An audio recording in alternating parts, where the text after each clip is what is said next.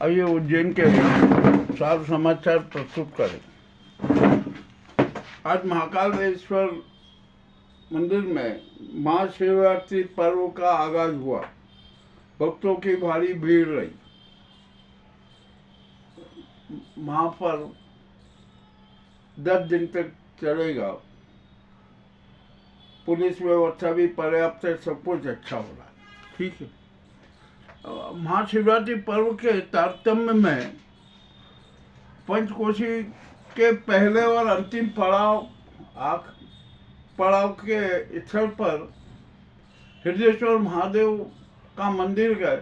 उसकी अपना अच्छी बड़ी सीमा है। वहाँ पर लंबे समय से, वर्षों से वहाँ पर पूजा आराधना होती जा रही।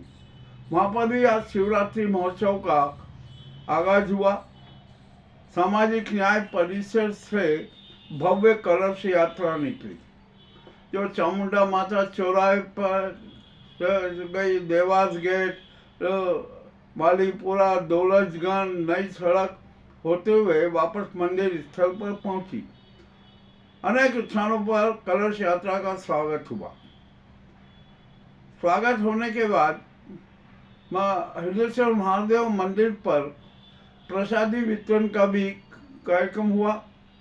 भक्तों ने जी भरकर उत्साहपूर्वक प्रसादी का ग्रहण किया। शहर में आज एक और अच्छी घटना हुई। शिव दूल्हा बन चुके हैं, विवाह मुहूर्त शुरू हो चुके हैं। शहर में कल से ही विवाह समारोह की धूम रही। इसी क्रम में आज मालीपुरा में रामी गुजराती माली समाज की धर्मशाला में समाज द्वारा सामूहिक विवाह किया गया था। 6 जोड़ों का सामूहिक विवाह हुआ। अच्छी बात है, होना चाहिए। आज सुबह विधायक अनिल कालूहेड़ा भी पहुंचे, वहाँ उनका सम्मान भी किया गया। पार्षद सत्यनारायण चौहान भी मौजूद थे। समाज के दूर दूर दराज क्षेत्र से भी लोग आए थे और सबने उत्साहपूर्वक आपस में चर्चाएं की। मामला अच्छा रहा। अनिल कालूहेड़ा ने रामी गुजराती माली धर्मशाला के विकास हेतु 10 लाख की घोषणा की। उसी क्रम में जो माली समाज के बिल्डर हैं, जैसे सत्यनारायण चौहान जी हैं, उन्होंने भी 11 लाख रुपए के डोनेशन की घोषणा की। इसी बीच किसी ने सवाल खड़ा कर दिया था कि कहीं आप ये सरकारी धन दे के धर्मशाला को हड़पना तो नहीं चाहते। तो इस पर कालूहेड़ा बोले कि नहीं, आप अपने सारे कागजात तैयार रखिए, ऐसा कुछ भी नहीं होगा। इसी बीच कालूहेड़ा ने जो 6 जोड़ों का विवाह था, प्रत्येक जोड़े को 5-5 हजार रुपये देने की घोषणा की। चलो अच्छी बात है, हो गई। और यहाँ पर समाजजनों में बहुत उत्साह था। तो समाजजनों ने इतना आर्थिक नगद सहयोग किया, तो मेरे अंदाज में लगभग 4 से 5 लाख रुपए का कलेक्शन तो हुआ ही होगा। अच्छी बात है। उसके बाद में पूरे समाज ने लगभग 4-5 हजार की संख्या में सबका स्नेह भोज भी हुआ और बड़े अच्छे तारतम्य में कार्यक्रम संपन्न हुआ। जो समाज के कुछ लोग थे, नेता भी थे, और जो विवाह समारोह समिति अध्यक्ष बन के थे चाराम जी, उनसे भी चर्चा हुई। हमने कहा कि आप चिंता मत कीजिए, आप अपनी एक बैठक कर लीजिए, सारी हम ये इसके ट्रस्ट बनाने की प्रक्रिया पूरी करवा देंगे। चलिए अच्छी बात है, जो भी होता है ना बढ़िया होता है। अब यहाँ पर अभी माल चौड़ीकरण का चल रहा। तो एक ऐसी कंपनी है जिसको 6 ठेके दिए गए। उसके पास में न तो पर्याप्त साधन है, कुछ नहीं हो रहा है और काम ढीला पोला चल रहा है। इस कारण आयुक्त मिश्रा बहुत नाराज हुए। अरे आप जब ये चौड़ीकरण करते हैं तो ठेकेदार से यह स्पष्ट कर दीजिए कि सर आप चौड़ीकरण कर रहे हैं, पूरा मलबा हटा दिए और सड़क का समतलीकरण कर दीजिए और जल्दी से जल्दी निर्माण कीजिए। अब देखते हैं क्या होता है क्या नहीं होता है। और जिस ठेकेदार को 6 ठेके दिए गए ना, उसके पास में पर्याप्त साधन है ही नहीं, तो ये काम ढीला पूरा चलता ही रहेगा। क्या है, क्या उस कंपनी का नाम ही बड़ा अजीब है, बीफेट कंपनी है कोई है, यानी विश्वास कीजिए।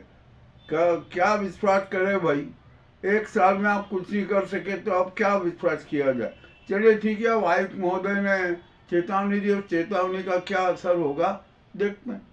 अभी यहाँ पर हमने देखा कि कुछ दिनों से लापता एक कोई व्यक्ति था, खूब ढूंढा, कोशिश करा, नहीं मिला, आज उसका शव शिप्रा में तैरता हुआ मिला। ठीक है, अब ये तो क्या किया जाए, कुछ कह ही नहीं सकते, मामला जो हो गया ठीक है। पुलिस ने शव बरामद किया, शनाख्ती की पहचान भी की जा रही है, यदि पहचान नहीं हुई तो अंतिम संस्कार कर दिया जाएगा। यहाँ पर यातायात अराजकता तो चरम पर है, वो सुधरने की स्थिति नहीं नजर आ रही। एलिवेटेड ब्रिज का भी स्वीकृत हो गया, नगर निगम जल्दी से टेंडर निकालेगा, परंतु टेंडर निकालने के पूर्व है ना, डीपीआई की जो उसकी डीपीआई बनी है उसकी बारीकी से जांच कर लीजिए, कोई ब्लैक स्पॉट ना हो, कोई अवरोध ना हो, उसके बाद ही फिर आप टेंडर निकालिए। ये भी हमारा एक सुझाव है।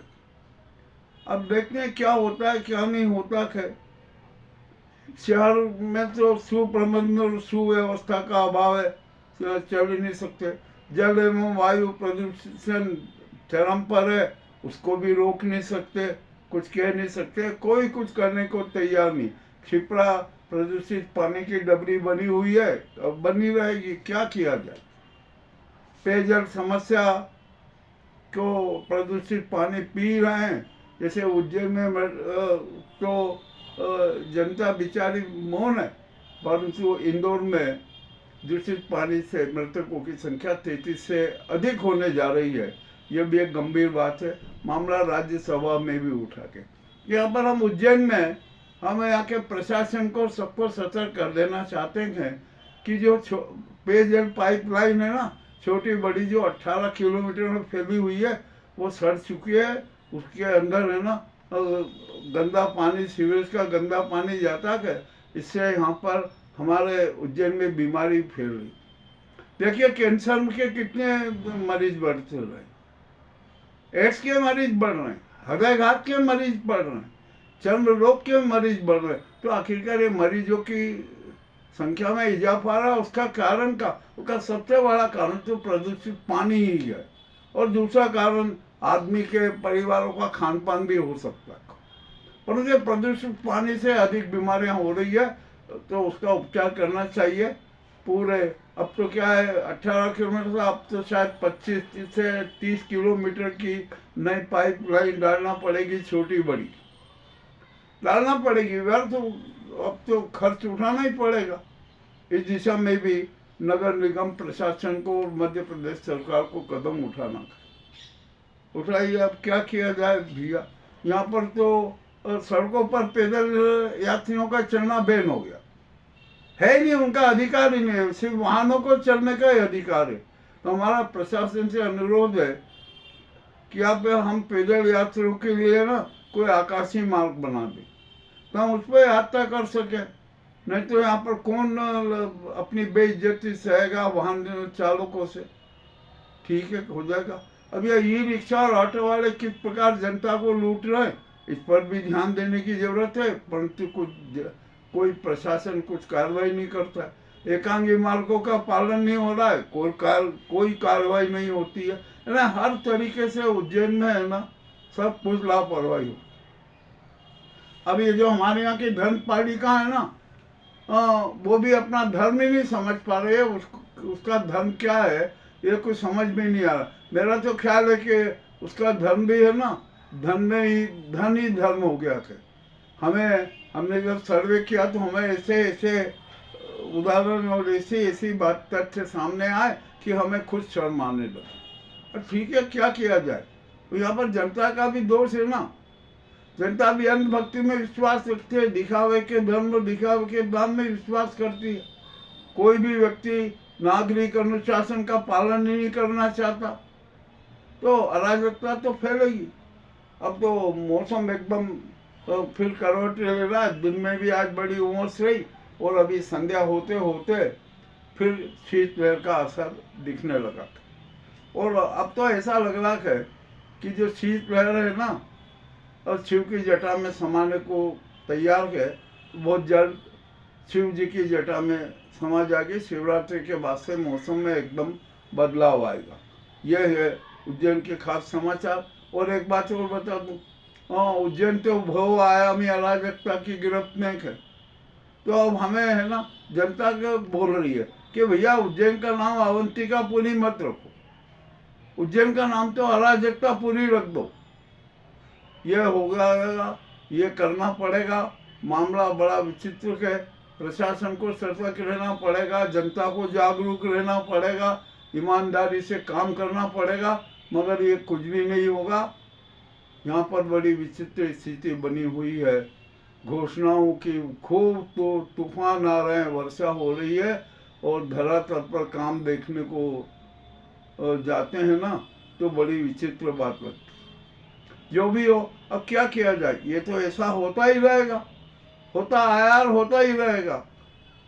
मामला बड़ा विचित्र हो गया है उज्जैन का। अब कुछ कह नहीं सकते। उज्जैन की जनता को जागरूक रहना पड़ेगा और यहाँ के जनप्रतिनिधियों में बिल्कुल विश्वास मत कीजिए। वो कुछ भी नहीं करना चाहते हैं, खाली अपने आप को सुपर बताने के लिए सारे नाटकबाजी करते हैं। ठीक है, जो भी होगा देखा जाएगा, क्या होगा क्या नहीं होगा। ये आज के जो कड़वे और जो रोचक समाचार थे उज्जैन के, वो आपके सामने प्रस्तुत हैं। बहुत बहुत धन्यवाद। ओके, चलिए हुए थे।